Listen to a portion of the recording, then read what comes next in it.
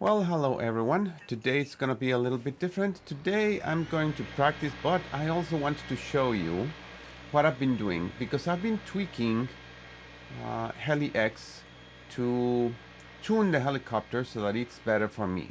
So I've modified the rates of the flip rates or the agility or the rotation speed, whichever way you want to call it. And I've also tweaked, the rudder speed. I've tweaked a lot of things to try to make sure that everything works properly and feels a little bit more like reality. Because what I'm trying to do is, unlock the rudder. So basically, I've been trying to do a little bit more with the rudder to see if I can, do those kind of transitions from one to another with like half pure flip. And doing some other stuff like trying to do like these kind of like, what is it, butterfly.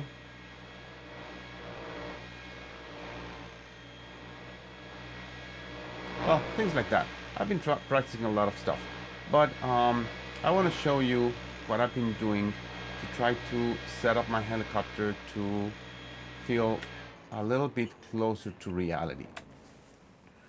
So what I've been doing is that I've been using my radio. There's actually two ways to do it. You can go here into configuration and flight mode. And I always use idle up 3, basically. I mean, it's just like my real helicopters. I don't use the different head speeds. I just use this head speed. And what I do is that, I've tuned here the DR, which is basically, how fast, well, not how fast. It'll translate to how fast it is, but it's really how much you limit the travel of the stick. But, virtually. But in here, it translates basically to the rotation speed. So how fast the helicopter is rotating and the rudder as well. How fast the rudder is. As you can see, I have 0 on Expo because I'm doing that directly from the radio. On V control, it's going to be done also from the radio, but you cannot have both. So the default is that there's going to be a little bit of Expo here. So if you're going to use Expo here, use it here. But if you want to use the radio, then make sure that you turn it off here, by going to Expo 0 and changing it on your radio. So on my radio, I have, I think it's 25 on both aileron and, I'm using Spectrum DX6. So I have 25% here, and I think I have 40% on the rudder.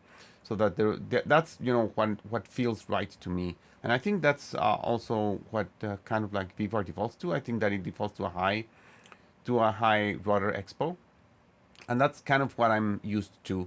I also brought down the collective pitch a little bit, down to 12 degrees of pitch on both, and my head speed to 2000. These are all numbers. Don't worry about the numbers. Just tweak it. Move it up, move it down, depending on what feels right for you. And when the helicopter starts to feel a little bit more like it feels in reality, then you're all set. Of course, you won't be able to get it perfectly, but as long as it's rotating at the speed that you think that it's rotating, on real life, the amount of travel that you need to give to your collective to make sure that that flip is stable, if that feels similar to what you do on reality, then you're all set. Also, here, the speed of the rudder. If the speed of the rudder feels too fast, then bring it down.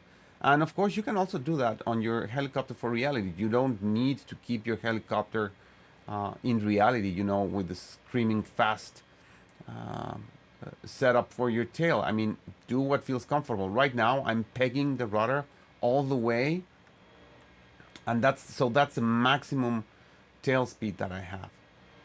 Okay, so those were just a little bit of a few tips of how to tweak your helicopter on Heli-X. It's different for different simulators, but I wanted to do it on Heli-X because that's what I've been using recently. Also, I think that one more thing that I'm doing I'm trying to do is those funnel figure eights. Of course I crashed. So I think that I was trying them like this way, and then moving up this way, and then moving back to this way. Of course, I'm just getting started in that. As you can see, it's very ugly. And I'm doing it high because if not, I'll be crashing, because as you can see, I'm losing altitude. But the important piece here is that, you know, if you're doing funnels and your funnels feel right, you know, if you're pushing the same amount of rudder that you're pushing when you're trying the same maneuver in reality, that's all you need. That's all you need to really do, and you'll feel it. It'll feel awkward, you know. The if you have a, you know, a different tail, then it'll start doing this. You know, it'll start drifting, or you will start doing them like very short. You know, you won't be able to control the amplitude.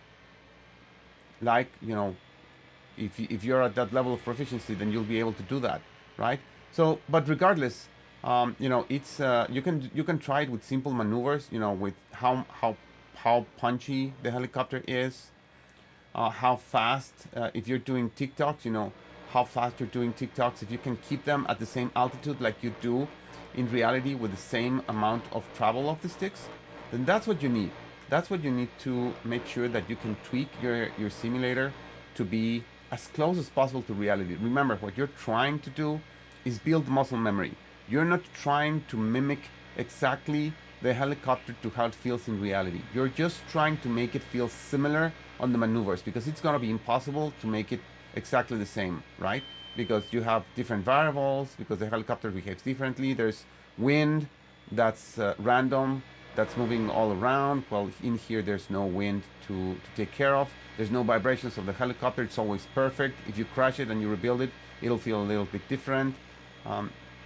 As parts begin to wear, it'll start to feel different.